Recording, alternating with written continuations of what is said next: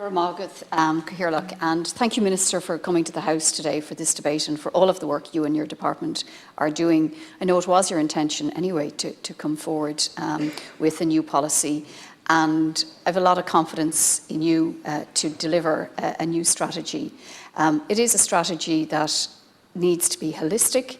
All of the answers do not come from the Department of Justice, but the Department of Justice and you yourself have the task of leading on this. And I want to also, again, extend my condolences to the family and friends and the community of Aisling Murphy and all of the families and friends and communities that have been impacted by violence, particularly violence against women. And I suppose in my own constituency in Dublin Central, I want to particularly send sympathies and support to the family of Ransetzig Serendort and Amanda Carroll as well, who was murdered. And Jenny Poole was a young woman who was murdered in Finglas. Amanda Carroll was in Cabra and Jenny Poole in Finglas. And today we've all spoken about violence and about the need for us to have a zero tolerance approach to violence. And I agree with that, obviously, but we also need to recognise that violence has been very much normalised in our society. And if we're going to say our ambition is to have a zero tolerance to it, we need to approach the task from the perspective of something desperately destructive has become normalised in our society. And it's normalised in everyday encounters and real-life experiences that have been described by others. Every woman in this chamber, every woman has been affected by casual violence, insidious violence, undercover violence. It can be violence emotionally, economically, physically, verbally, but it's not limited to women. And it is really important that we engage men in this conversation. And I think, to be fair to most men, they are very engaged in this conversation and very engaged in this subject. And we need to support and encourage that and their participation, because they are as much the solution as any of us are.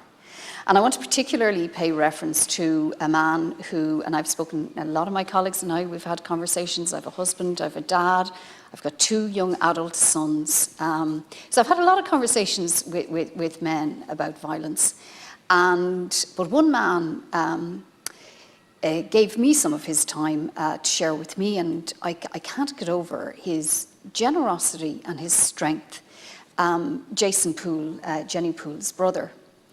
And he met with myself, and Deputy McAuliffe is the TD in his area and knows him well. But he shared with us, Minister, his experiences, and I'm not going to go into it in full detail,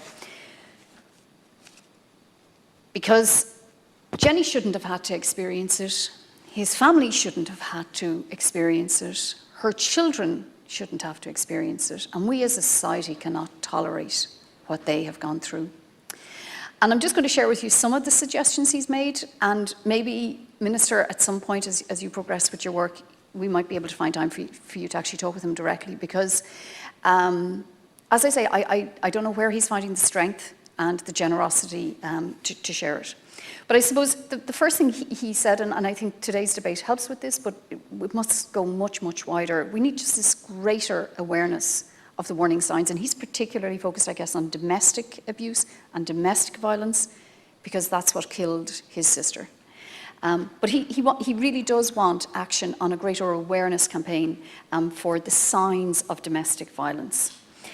He suggests that there should be greater sensitivity training for anybody in a role that engages with victims. And he's talking about everybody from Gardaí to teachers to health service, healthcare workers, to TUSLA, people working in local authorities, people who are in housing agencies, a greater social awareness of the signs. He commends the Gardaí for their work, but he thinks that there are some specific actions that could be done to improve how the Gardaí are equipped to respond to situations of domestic violence. He particularly suggests having a dedicated Garda in each unit, responsible for championing responses to domestic violence and best practice in terms of responding to domestic violence. He talks about Gardaí being trained and empowered to remove offenders from a situation. He says that consideration should be given to giving powers to the Chief Superintendent to apply emergency barring and safety orders. And he talks about the barring orders, and if any of us stop for a moment and think about the process, and Senator Lorraine Clifford-Lee and others mentioned the court process and the free legal aid, and Minister, I know all of those issues are part of your strategy to be addressed.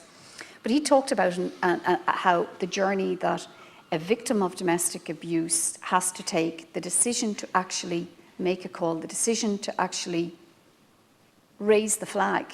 And it's not just about the wraparound services, which absolutely are needed, but the journey that that victim must take to either go to the Gardaí, but then to actually have to go to court. And he really gives very clear and simple examples of actions that could be taken to provide better wraparound supports for victims in those situations, because they're traumatised. They're absolutely traumatised, and it is taking all of their strength just to get through the next few moments.